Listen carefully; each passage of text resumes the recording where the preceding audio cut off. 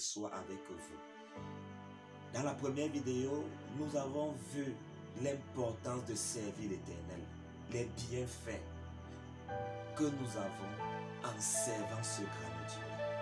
Nous avons vu la parole de Dieu dans le livre de Exode 23 au verset 27. Pour ceux qui n'ont pas vu cette vidéo, je vous prie d'aller sur le site Frère Jean-Jacques, sur Facebook, et vous essayez de voir la première vidéo afin d'être dans le même sillage, dans la même lancée. Pourquoi? Parce que nous avons vu que servir Dieu est absolument pour notre avantage. La parole de Dieu que nous allons donc voir aujourd'hui est très important. Pourquoi? Parce que nous allons voir certaines personnes qui, malgré les difficultés, malgré les souffrances, malgré la situation qu'ils traversaient, ils se sont donnés corps et âme au service de ce Dieu. David disait, je suis heureux lorsqu'on me dit, allons dans la maison de l'Éternel. Aujourd'hui, beaucoup, c'est le raisonnement. Pour servir Dieu, est-ce que c'est seulement obligé d'être à l'église? N'est-ce pas, je peux servir Dieu dans ma maison? N'est-ce pas, je peux faire l'œuvre de Dieu dans le quartier? L'église est importante, mon frère. Dans le livre de 2 Chroniques, au chapitre 7, Dieu fait des vœux à Salomon. Toi qui m'écoutes, qui n'as pas l'habitude ou la pensée même de mettre pied à l'église, soit disant que je peux servir Dieu à la maison, je peux servir Dieu au quartier, tu fais tort à ton âme. Tu prends des risques que toi-même tu regretteras. La maison de l'Éternel est importante. Trouve-toi un lieu où on prêche la repentance, où on prêche le baptême du Saint-Esprit, où on prêche la vie éternelle, et tu verras que ton âme vivra. Trouve-toi un lieu, peu importe l'endroit, peu importe le lieu où tu te trouves, cherche une église qui prêche la saine doctrine.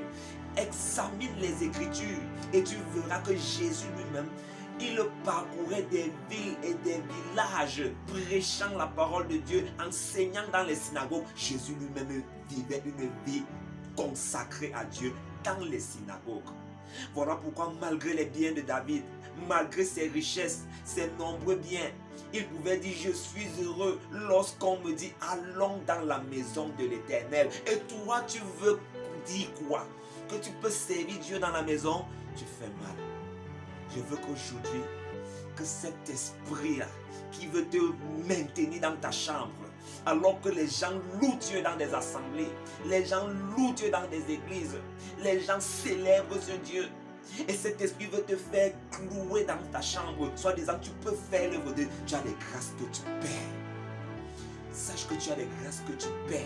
Aujourd'hui, il faut que tu te lèves, que tu ailles dans une assemblée et que tu pries l'Éternel, parce que Dieu a fait des vœux à Salomon en disant que ses yeux seront toujours fixés dans cette maison. Il y a des bénédictions dans la maison de l'Éternel.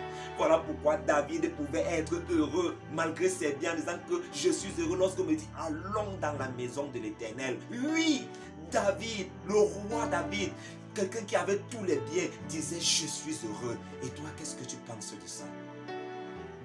Tu penses que tu peux servir Dieu dans une maison? Lorsque tu vas vouloir prier, ton mari va mettre la main sur toi. Ton mari va vouloir t'envoyer. Tu penses que tu peux avoir une vie de qualité avec Dieu dans ta maison? C'est Satan qui te trompe. Alors lève-toi, marche. Le serviteur de Dieu, c'est notre serviteur principal, nous a raconté cette histoire de cet homme-là, ce riche japonais qui avait 7 perles. Une perle avait coûté environ près de 1 million de francs. Dans sa générosité, dans son amour, il s'est levé en disant aujourd'hui je vais faire du bien aux gens en route. Il a pris ces 7 perles, il marchait en les jonglant comme ça. Il le jonglait. Il a rencontré un extropié. Non seulement il était extropié, mais il était encore pauvre et il mendiait. Il a dit comment est-ce que je peux passer avec cet argent sans donner quelque chose à cet homme. Dans son amour, il a pris 2 perles, il a donné. Il a pris encore 2 de ces perles. Il a dit que non, certainement, ce monsieur-ci a des enfants.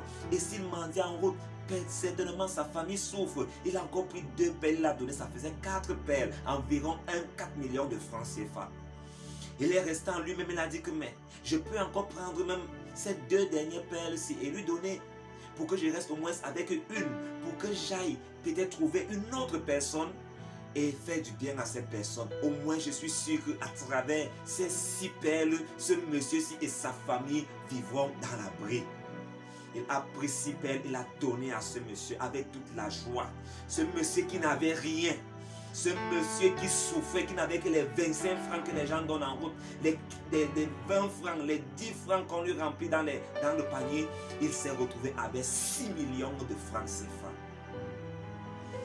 Voyant donc ce riche japonais, ce riche chinois courir, aller vers d'autres paysans, d'autres gens qui souffrent aussi, il a dit en lui-même, quoi? Ce monsieur s'en va avec cette dernière perle? Non. Ce monsieur a pris toute sa force, ce mendiant. Il a pris un bâton avec ses mains de lèpre. Il a couru derrière le monsieur et il a frappé ce monsieur à la tête. Le riche chinois est tombé au sol.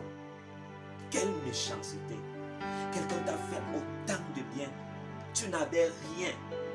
Il n'était rien. Il était quelqu'un qui souffrait. Ce riche-là a pris la peine de lui donner assez d'argent. Et voilà sa récompense. La dernière perle qui lui restait, il pouvait aller faire du bien à une autre personne. Mais quelle méchanceté! Certainement, c'est ce que tu dis. Certainement, toi là, qui reste à la maison pendant que d'autres prient, c'est ce que tu te dis. Mais je vais te dire que c'est ce que tu mènes.